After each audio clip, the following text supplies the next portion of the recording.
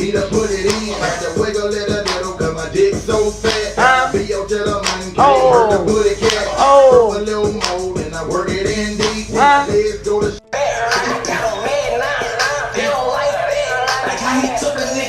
gave her right back.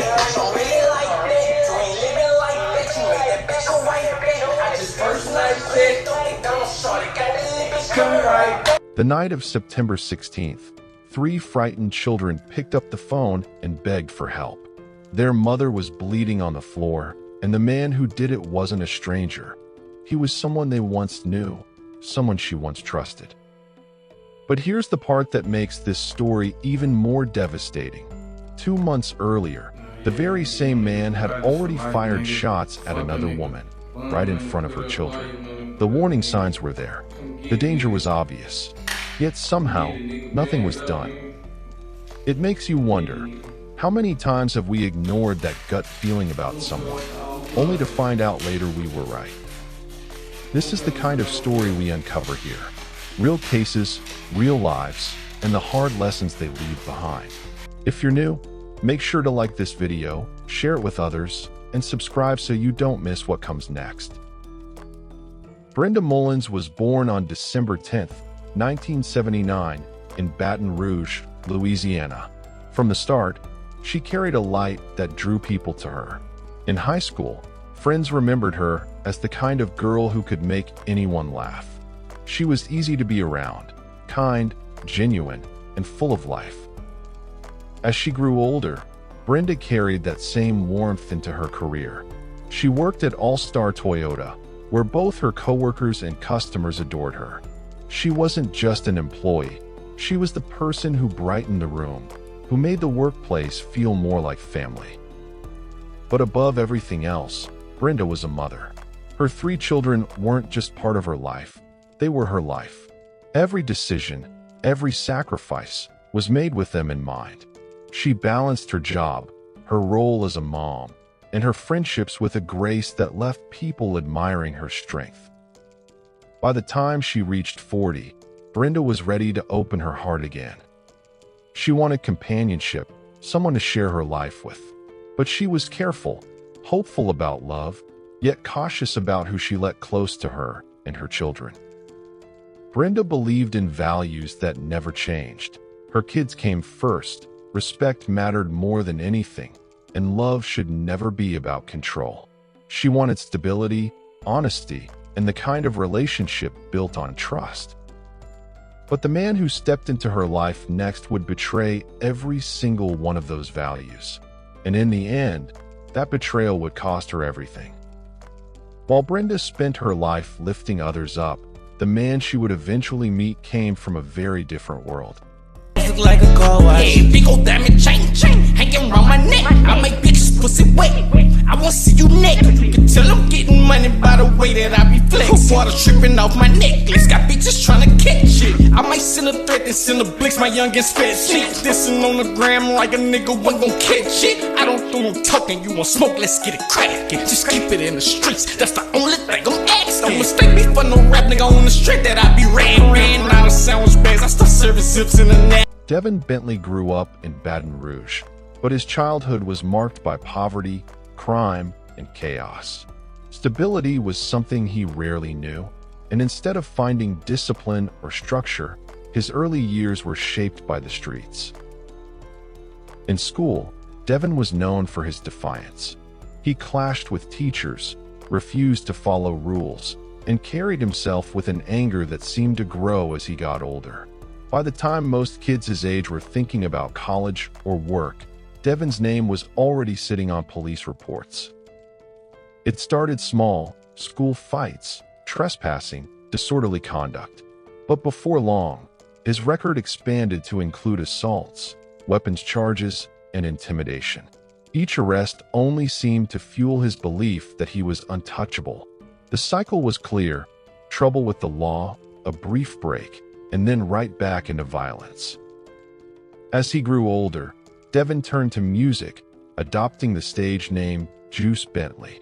His lyrics weren't about struggle and redemption. They glorified violence, weapons, and fear. And the truth is, this wasn't just music. His songs were a reflection of the life he was actually living. Control, dominance, and intimidation weren't just words in his verses. They were habits he carried into every relationship.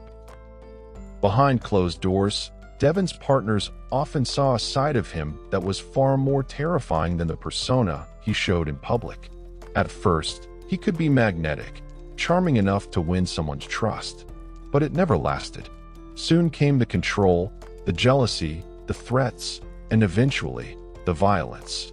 This was a cycle that repeated again and again, leaving scars that weren't always visible. And when Devin Bentley crossed paths with Brenda Mullins, that same darkness was about to cast its longest shadow yet. Brenda and Devin Bentley's worlds collided through the local music and social scene in Baton Rouge. At first, their connection seemed natural. She was drawn to his energy, and he was captivated by her warmth. For Brenda, who had spent so much of her life focused on her children and her responsibilities, Devin's attention felt exciting. For Devin, Brenda's stability and kindness gave him something he had never really known before. In the beginning, his pursuit of her was relentless.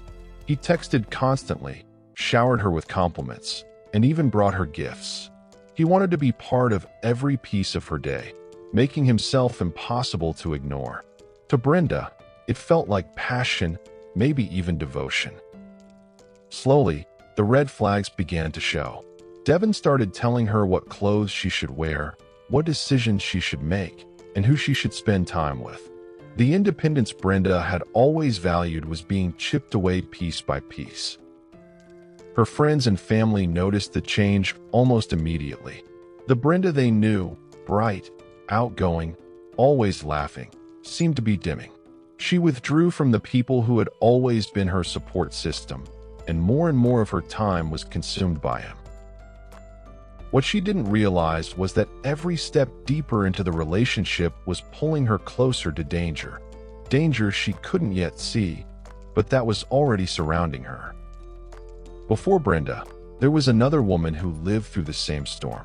In July 2020, Devin Bentley was in a different relationship, and the pattern was already clear. At first, there was charm. He knew how to make someone feel wanted, how to make them believe they were the center of his world. But soon, the same cycle unfolded: control, jealousy, and finally, violence. When she tried to break free, Bentley refused to let go. The breakup didn't end things, it only escalated them. He began stalking her, sending threats, and showing up uninvited. Fear followed her everywhere. Then one night, it turned into something even more terrifying. With children inside the house, Bentley broke in. In a rage, he fired shots. Somehow, by what many would call a miracle, every bullet missed. But the message was clear. He wasn't going to stop until he had control. Police quickly issued warrants for his arrest, yet Bentley slipped away. He vanished into the streets, staying one step ahead of the law. For 2 whole months, authorities had the chance to stop him before he struck again. But they didn't. And because of that failure, the danger wasn't over. It was only waiting for Brenda. It wasn't long before Brenda uncovered the truth.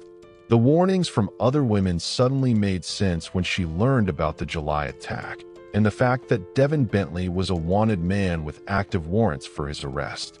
The pieces fell into place, and what once seemed like passion now looked like something far darker. For the first time, Brenda saw just how much danger she and her children were in. She made the decision that so many had wished she would make. She ended the relationship. There would be no second chances, no more excuses. She wanted her life back, and more importantly, she wanted to keep her kids safe. But Bentley wasn't the kind of man to accept rejection. His charm turned into rage, and his obsession became a threat. The calls poured in, day and night. When she didn't answer, the threats followed. He showed up where he wasn't wanted, stalking her movements, trying to break down the boundaries she had finally set. Brenda, knowing she had to put her children first, did everything she could to protect them. She adjusted her daily routines, changed the way she traveled, and even warned her workplace about the danger that was circling her life. She was fighting to keep her family safe, even as the shadow of Bentley loomed closer. But what Brenda didn't know was that her courage to walk away had only fueled his determination to destroy her. It was on a Wednesday evening in Baton Rouge. Brenda was at home, spending time with her children, the three people who meant everything to her. Inside those walls, it should have been a safe place, a normal night filled with the comfort of family. But then came a knock at the door. Standing outside was Devin Bentley. He hadn't let go. He hadn't moved on. And now, his anger had followed him straight to Brenda's doorstep. Brenda refused to open the door. She stood firm, protecting her children, refusing to give in to his demands. But Bentley wasn't there to talk. In an instant, he pulled out a gun and fired through the door. The bullets ripped through the door. Brenda was struck. Her children, terrified but brave beyond their years, witnessed everything. In those desperate moments, they did the only thing they could. They called 911.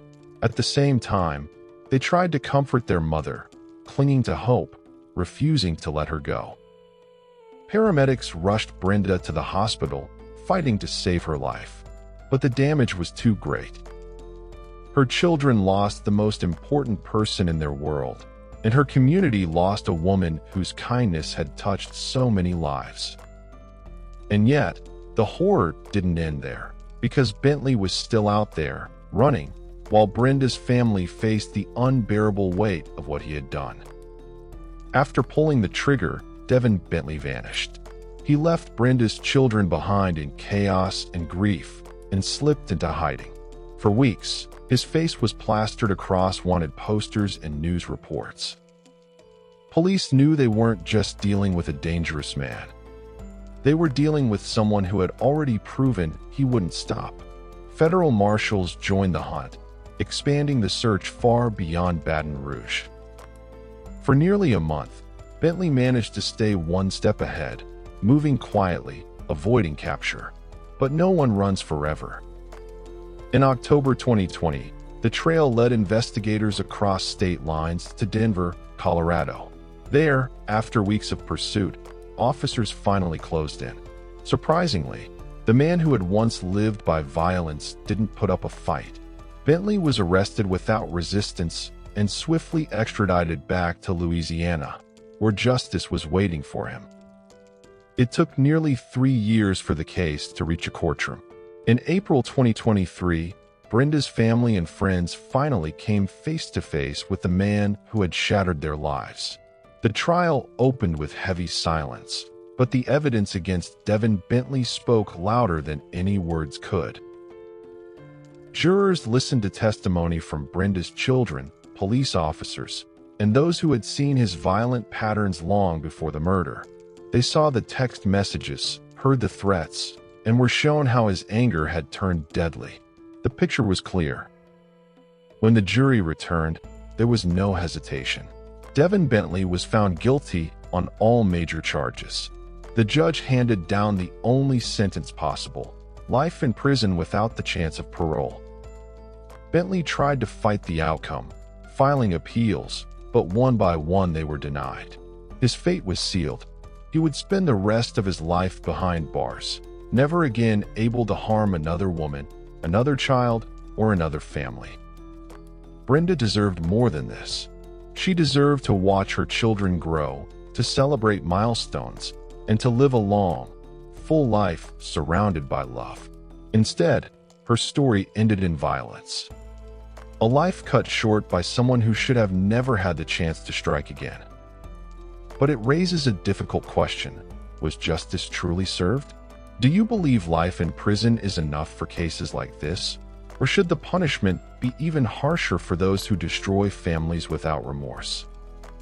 Brenda's story is heartbreaking, but it is also a reminder to trust our instincts, to speak up against control and abuse, and to demand stronger protections for those in danger. If this story touched you, don't let it fade into silence. Like this video, share it with someone who needs to hear it, and subscribe to the channel for more real cases that must never be forgotten.